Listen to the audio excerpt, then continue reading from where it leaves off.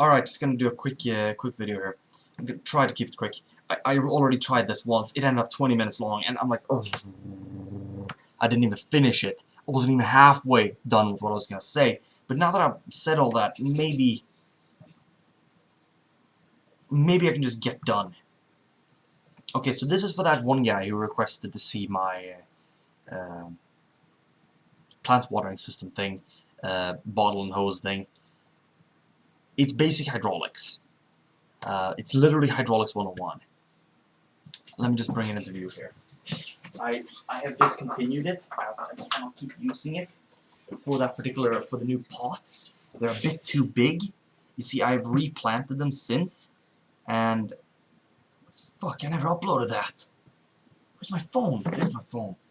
Hang on just a minute. Hang on just a minute. I have to begin copying that shit. Yeah. What the fuck? There. Activate that shit. Alright, I'll keep talking here in the meanwhile. I'll do my best to keep talking. So essentially what happens is... I just need to open this to see if... Yeah, that's the one. Good, that was today. I recorded an update on my potato growing thing today, and I'm not using that pot, that bottle thing anymore, because the potatoes have gotten so large that I had to replant them. I separated the pot that I had, where I had 3 potatoes in it, and I separated out 2 of them and put them in their own large pots with nearly 20 liters of dirt in each. I should have had larger pots, quite frankly. They were too small. They haven't bloomed yet. Good, I got that there, and I can just upload that whenever I feel like. Now, but here is the old system. It's not sponsored by the following company. This is a Mountain Dew bottle. I don't know why I felt the need to say that it's a Mountain Dew bottle, but I guess that would explain why it's fluorescent green. Because Mountain Dew is weird, and everything they do has to be dew. I don't know. And this is just silicone tubing. Or, no, it's latex. The stuff you normally use for slingshots. Why do I use this? Because it's what I have. Now, the thought here is that, for those of you that aren't familiar with basic hydraulics or haven't been to... it still smells fresh. Ironic. I haven't used it for 4 weeks. It's been closed the entire time. Never washed. Anyway, it's been a bit of dirty stuff in it too. This is something that happens, by the way. If you put a latex hose in water, see how this is amber and this is sort of not amber, so it's sort of milky? Yeah, this has started dissolving. Amber tubes, well, actually it's not started dissolving, it started to saturate itself. It's saturated with the liquid. It's kind of porous latex tubing. So, yeah, just be wary of that if you're ever going to use latex tubing for anything substantial, or for anything at all. Just be wary, it's a bit porous, so it will start oozing through. It can start sweating things, quite frankly. You can handle pretty harsh chemicals, actually. You can run acetone through this stuff. Yeah, you can. You can run acetone through this if you want to. Not for an extended period of time, I would not recommend, since acetone would sweat right through it. The entire hose would become flammable. Very flammable. Now, anyway, so this bottle, it's about half a liter. It's too small to water the new pot anyway, so I'm going to have to get a longer hose. Well, I have more hose, that's not the problem. It's just I don't have enough. I mean, the existing hose is nearly a little under a meter. What I have left is probably about a meter. Let me just unwrap it here. Here it is. It's probably, let's bring out the measuring tape. Let's rough this up.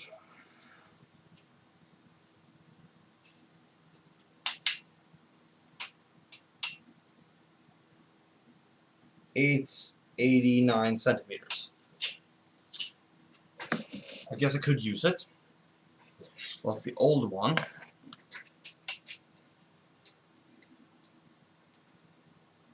is about 65. So it's another 30, more or less. Another 20, more or less. Give or take a few centimeters. So it's a little bit longer, but I can't really use it because I need a much longer hose than that, quite frankly. Anyway, I'll try though. Anyway, so I should have done it with longer hose to be honest. Anyway, one thing that made this system great is the fact that once you have filled the bottle, or the water it relies on is pressure versus counter pressure. You see, you know that old experiment that if you have two glasses and there's a tube going in between them, then there's a tube going in between them, crossing over, and you fill one, the other one's gonna fill too. The water's gonna go up to the tube and fill the other glass too until they're at an equal level. They want to come to an equilibrium. They want to be equal. The water level wants to be equal. And this works as long as there's nothing plugging up the hole, acting as a cork or a stopper. And you can actually use the water as a stopper. Don't begin arguing yet. You haven't seen what I mean yet. Now you see what I did here, and this worked very well. I need a bigger bottle though, and I need more hose, and I need to elevate the thing a little bit above what I'm doing here. Actually no, it should be on level with what you're doing. On level with the surface, or on, what I'm trying to say is, let me just put you guys down here. Okay, you're gonna have to look at my glorious legs there for a minute. Anyway, let's just put it this way. Let me just screw this back on here. Let me just show and tell. Okay, so you have the bottle like this. This thing's full of water up to about here. Would your pot have to be at that level? Preferably yes. Why? Because then the water can come to an equilibrium in the two containers. So, should this be higher? Not really, because then you drain all the water out of here immediately into the pot through the hose. Now you can slow that down by jamming it into the dirt, and this will cause the water to seep through, kind of like the capillary effect. However, there's a better way around it. Put this one there, put this one there. Now since this one's already full, and there's nothing here, now because you have enough hose, doesn't really want to come to an equilibrium. You have too much hose simply, and it's trying to pull from the bottom of the cup. It doesn't really work. Well, if you have a tube going, if you have two bottles like this, and you have a tube going in between them, and you fill from the top and you fill over, yeah, they're gonna come to an equal level. Yeah, but if you do like this, they're not gonna fill until you put a back pressure in here. Now you can put that back pressure there any way you want. Best way of doing it, however, in this case, is to create a tight seal around this hose itself, and have the only means of air to escape be here. Now, here is what's cool. If you take this, now you have your pot of soil. Now, potatoes, when they first start growing, they want lots of water. Like, stupid quantities. Just soak them. I'm not joking, just soak them. Preferably, it should be like a clay. The soil in the pot should be, for the first few days, like a clay. Which is why I used this for like the first 2 weeks. And now I don't really need it anymore, because the potatoes don't really need that much water now. I just dump about half a liter of water on them every couple of days. Now, so essentially what happened is, you have this clay-like consistency, and you have all this plant matter, or all this organic matter, like the dirt, which since I'm using flower soil, is mostly just, you know, mostly, what would that be? Mulch? Yeah, it's mostly mulch, plant fibers and such that's been grown up. Perfect for everything, full of nutrients. Now anyway, I'm gonna have to keep this short. Now, so you just jam this into the soil as far down as you can, and you make sure it's a tight, nice, really tight fit around the tube, and that you already have water in here, and I can just leave it. What will that do, you may ask? Well, you see, as the water in the pot evaporates, it's going to want to come from somewhere. And since you put it fairly far down, that's going to be the last point to evaporate, so water's going to want to go to the top. The water's going to want to rise in the pot because it heats up. and therefore it's going to want to go up through the, you know, capillaries. It's going to want to rise a little bit. And because water is being drawn from there, gas is going to be drawn through this tube. But because there is water here, that's going to be drawn up through the tube. Now granted, sometimes the water just leaks out of the pot. So if you have a sealed pot, this works much better. But if you don't have a sealed pot, I had a sealed pot by the way, so that's why this worked. If you don't have a sealed pot, this most likely won't work as well. But at the same time, this is not a super reliable system. So I do not say you should plant your precious price-winning, your precious price tomatoes and rely on this. It's terrible. It's a drip system, but it's terrible. What you can, however, do is you put a back pressure by just, well, sucking a little bit on the hose. That sounds so dirty, you can't even imagine how dirty that sounds in my head. And then, like, as long as, and then basically just to fill the hose, and then clamp that, jam it into the dirt, and clamp it a little bit higher up, still below the water level in the bottle. Then keep it in there and pack it in nice and tight, and then let go. And the water should start flowing out of the bottle into the tube and into the dirt. Usually you'll see the water level steadily declining until it eventually stops. And that's not because the hose has gotten full of air. That's most likely because it's saturated the soil. So, now you know how it works. And as how to make it, as the guy wanted to see. He wanted to know how to use it and how to make it. I assume he wanted to know how to make it. Just kind of goes to, just, you know, kind of common sense to assume that somebody wants to know how to make something if they ask if you can make a tutorial on how it works. Basically, you're running with capillary pressure, back pressure, hydraulic pressure, whatever you want to call it. Osmosis, you can even call it, because it's basically the same thing. The difference is osmosis is on a much smaller level. Actually no. Osmosis and that's not the same thing at all. Capillary pressure is because, yeah, that's that. Back pressure and capillary pressure are very similar, but the opposite direction. Yeah. Capillary pressure is actually suction. YouTube is really slow at loading comments. I'm trying to find out who the hell that guy was. Okay, we will go to previously. 1080 Shepard was his name, or her name. I don't know who it is. Anyway, as for how to make this thing, you take yourself a bottle of any size you want. You get yourself a matching cork.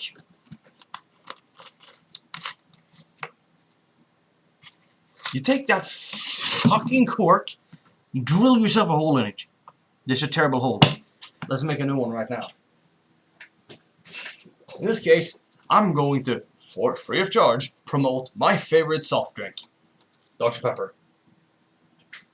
I love this stuff. My favorite. I'm not sponsored by Dr. Pepper or Mountain Dew. I'm just mentioning them because that's who I am. And no, it's not illegal to mention companies. It's just illegal to try to sell stuff in their name. So no, I can't get sued. They legally can't sue me. And if they try, I'll be damn surprised. Of course they can put their annotations in my videos. I really don't care. I don't do this for money. I do this for the lulz. Now you need some form of drill. In my case, I'm going to use the obligatory, heavily modified electric drill. I don't know if I have any audio.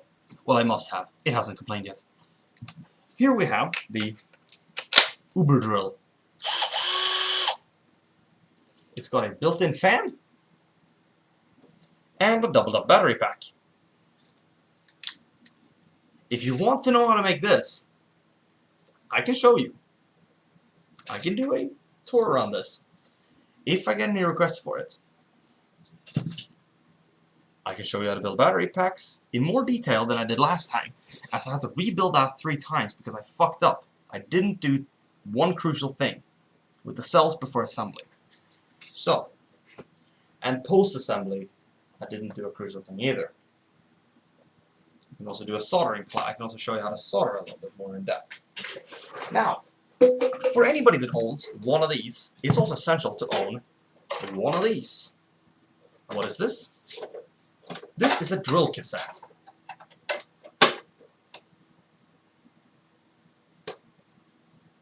Actually, it says right on front, it's a drill cassette. Also, one of my favorite companies ever, Biltema. Love these people. That's their drill. This is their high-end name. This is their high-end own brand drill, or was when I bought it. They now got an even better version. I will get that one day. This was about 50 bucks. It's cheap, but it's... That's low speed.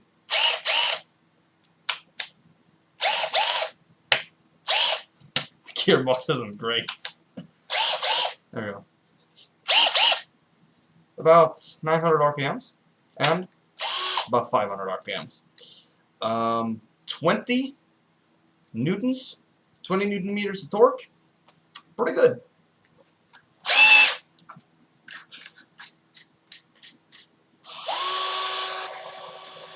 Okay, let's see if I can hold this.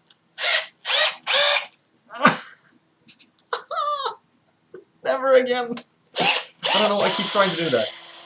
Okay, so now, we will get ourselves an appropriate size drill bit. How do we know that? We must know what our drill size is. So for anybody that wants to know that, at this point, you should know the answer. A set of calipers of some kind.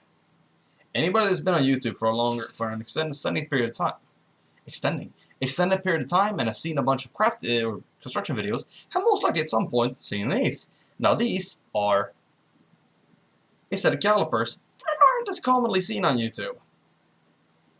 Normally see the digital calipers or the dial calipers. And actually, I know people that don't think there are any other kinds of calipers than those. But trust me, there are. This is calipers. The old style. Before the dial. Before the digital. This simply has the numbers engraved on the surface. I do believe this is hundreds, and or is that inches? Yep, that is inches.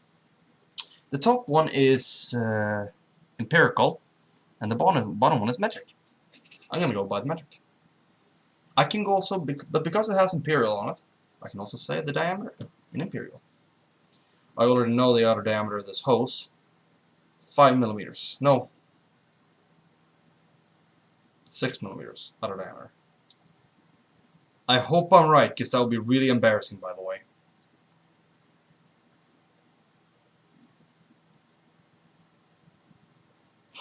I was wrong.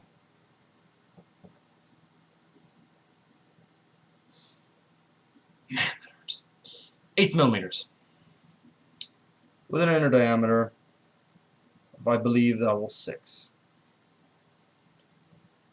Yeah. Inner diameter of 6, outer of 8.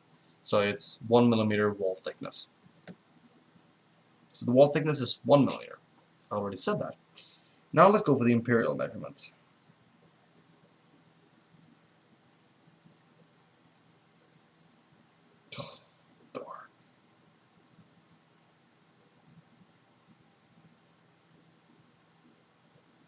A little bit over a quarter.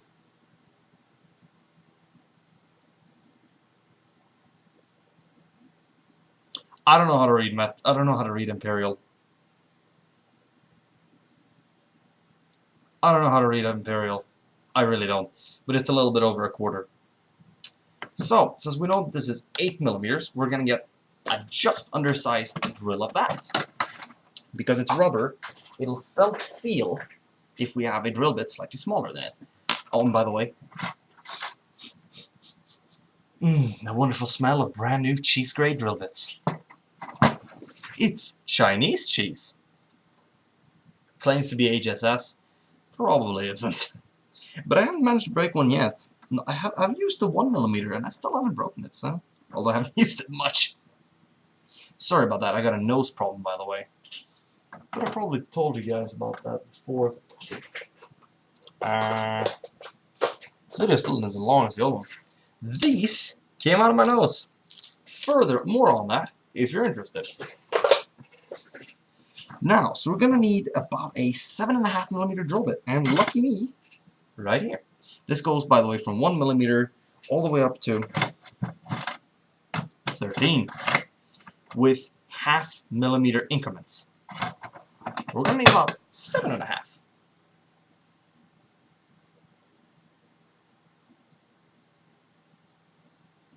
No.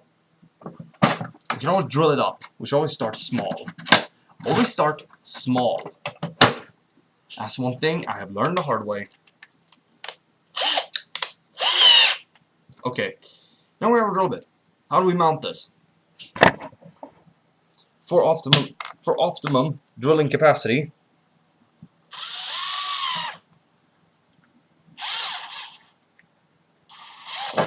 there we go.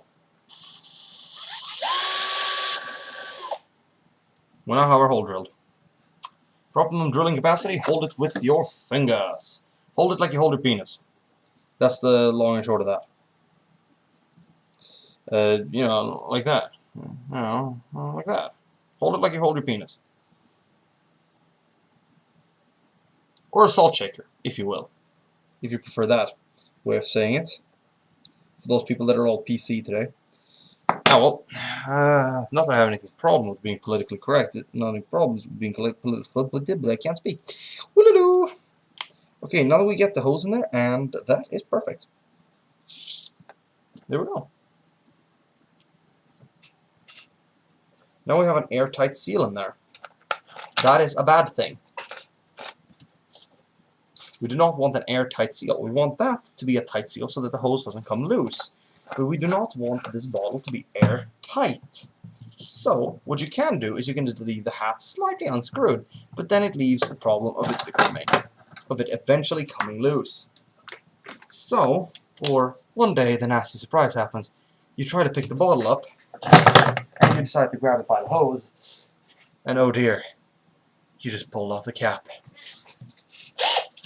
That day will come to us all. So what I'm going to do is I'm going to, on the slight side of this, I'm going to take the also useful 1.5mm. You don't have to go this small, you can go much bigger if you want.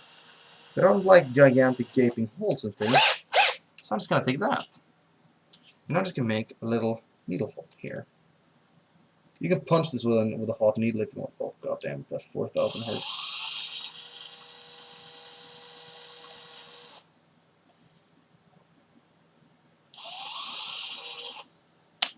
There we go. Make sure not to break this. I kind of like this drill bit.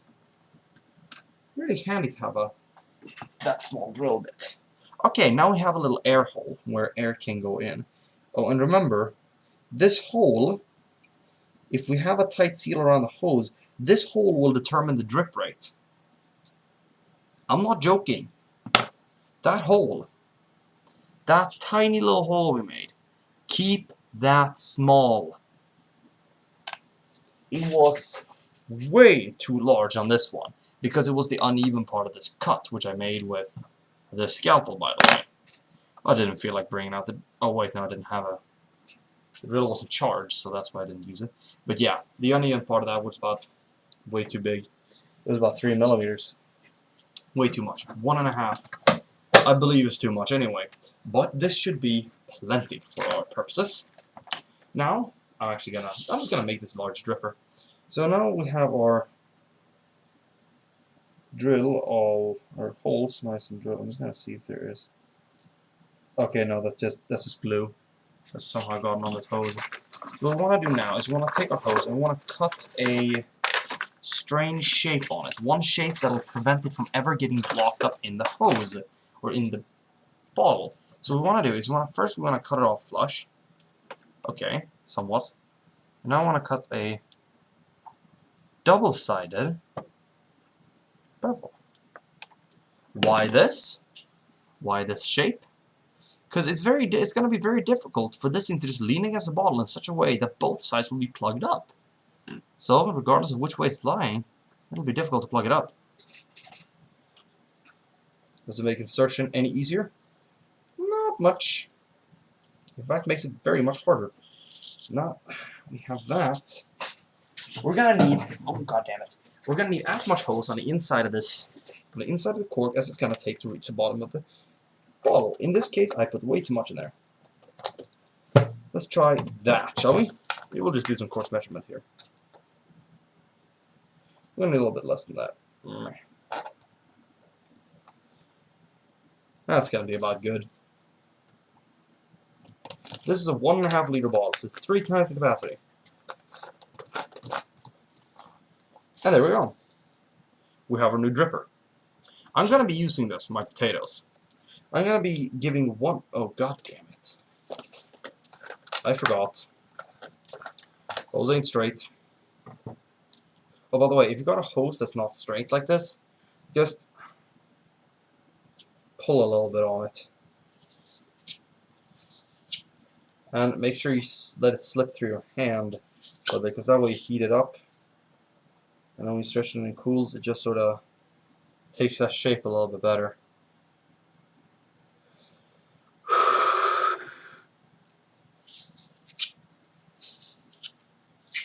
Rubber's so finicky. I mean, anybody that's put on a condom knows that it's finicky. Hey, the dirty jokes are all over the place in this video, and I'm not even pissed at myself for them. What can I say? I guess I'm humorous. If nobody got that, I'll be sad. Anyway, so here we go. Here we have it. This hose should, by the way, be a little bit longer than the bottle itself, so we got plenty of space. The reason I took such a big bottle is because then it basically reaches... Damn, that looks so weird. Then it basically reaches... Yeah, but then the pot's just a little bit taller than this. And I want the water level to be about that in the pot. So this is going to be perfect. And with the back pressure system I mentioned, it's not going to reach an equilibrium. It's going to constantly want to push more water in there. So, probably going to work this time. Or a little bit better. And to check.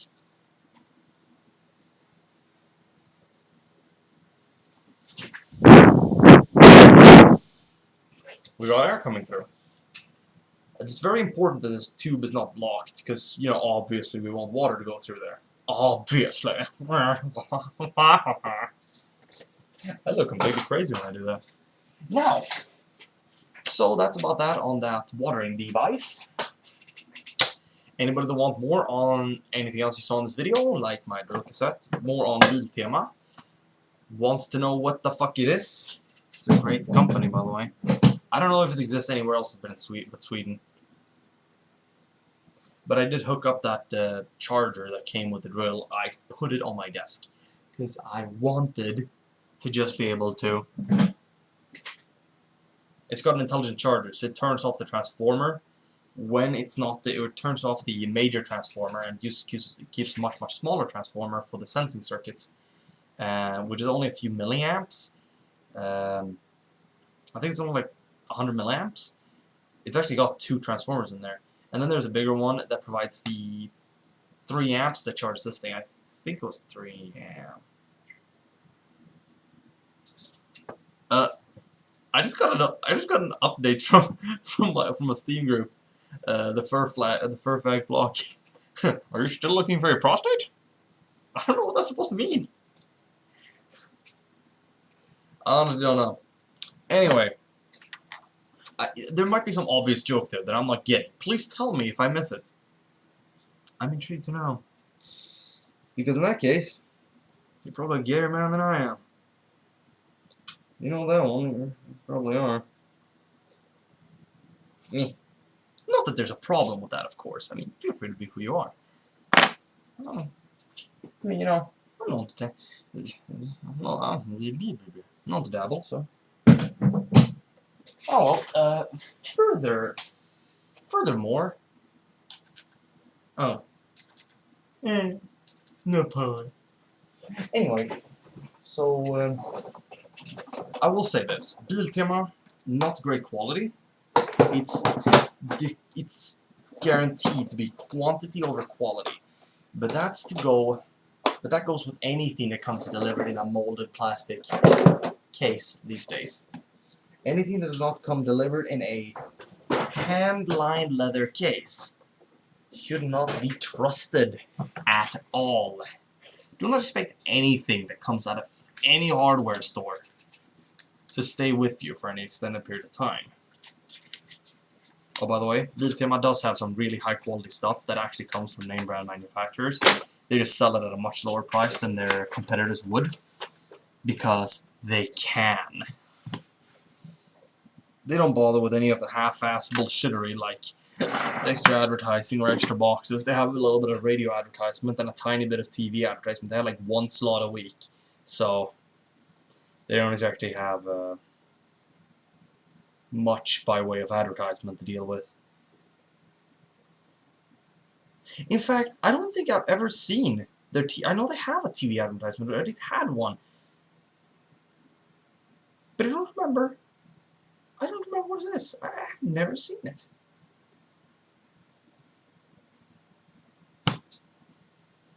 Top 10 worst slogans. Front picture being, the more you play with it, the harder it gets. There's many things that gets harder the more you play with them. Like Dark Souls, for example. Or Demon Souls. Or Super Mario Bros. Or your dick. Yeah. I mean, they're all examples that are true to some extent. I mean, that last one is kind of questionable for some people, but you know. Alright. Anything else? Oh yeah! Got something more. I have been working on this little bugger. This is an RC car of mine, or it's my RC car. I need a new glow plug for this, and I need to make a battery bank to drive said glow plug. You're not supposed to drive them during running, but this thing has so low compression that it can't kick the fuel. So I have to do that. But it does work. If it has the glow plug. So I think my fuel might be a bit low octane now as well. So that might be the problem too. It worked just fine on it, like when it was new. Fuel. But I think it's lost most of its. I could probably throw some acetone in there and get some one hell of a lot of activity out of that. I should try that. I will try that. I'll add like a teaspoon of acetone in there. I wonder what will happen to it. Yes! I'm just gonna have to make sure that that's an HDPE container.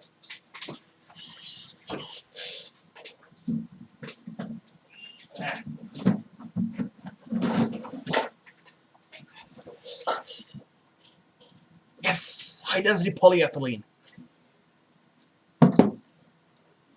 Close tightly. Rapicon Max Power RC Fuel. It's a bit of an oily label there. Nitro Power Fuel. All synthetic lubricants, excellent idle / quality control.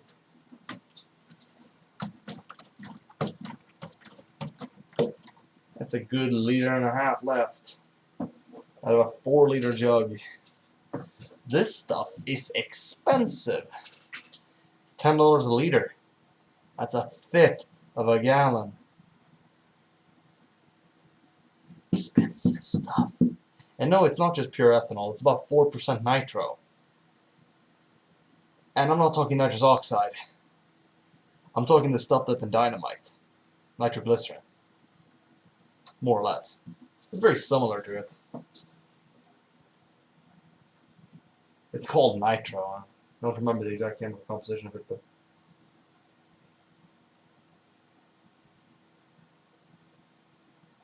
heating may cause an explosion. No shit, Sherlock. It's basically alcohol and dynamite.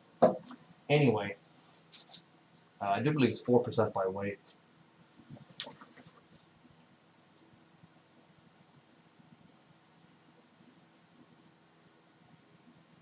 Oh. Minimum of 5%. Maximum of 45%. Oops. Contains methanol, nitromethane. That's what I was thinking of. Not what the fuck was I saying? And synthetic oil. Ingredients: methanol, 29 to 78%, and nitromethane, methane, whatever. It's actually methane in this case. Methane. Methane. Metan. Metan. It's a Swedish, it's difficult to translate, but I think it's methane or methane. Nitromethane, 5 to 45%. And then the rest is oil. Actually, there's about 4% oil. That's what I was thinking of. Class 3 packaging. Ooh, this is cold. This is like... This is fucking...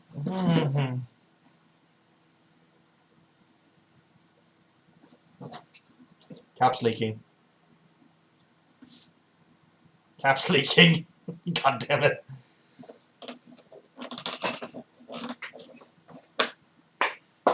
And there goes the cap. It's a bit greasy. Let's take a look at this stuff, shall we? The original tab that you're supposed to... Whoa, man. Damn, son, where'd you get that? Alright. Yeah. Whoa. That spluttered everywhere. Do not sniff that for an extended period of time. But what was that? I think it's died off.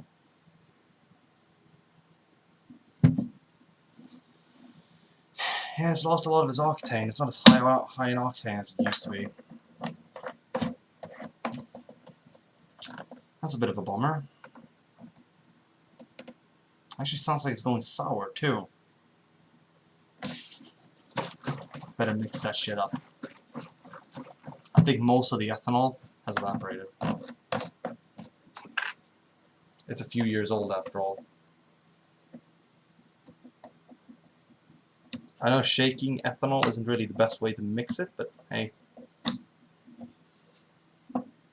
Okay, never mind. It's still there.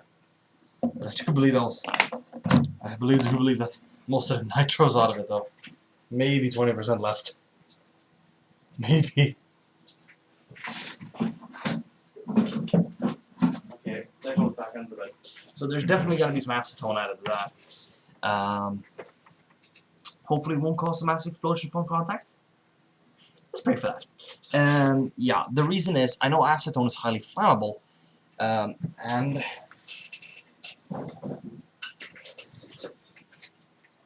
I happen to have some here.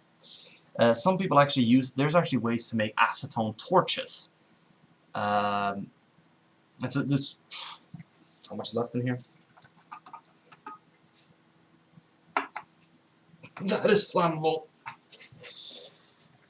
The stronger the smell, the better it burns. At least when it comes to carbohydrates. And technically this would be a carbohydrate. Yeah, I'm not joking. It doesn't really fall into the biological...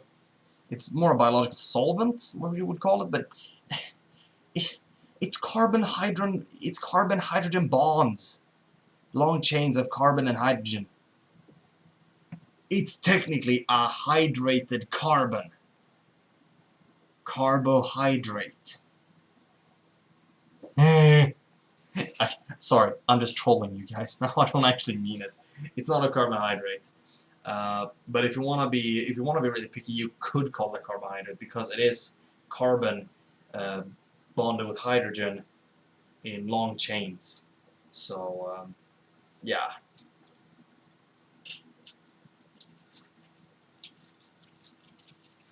That sound is so awesome though.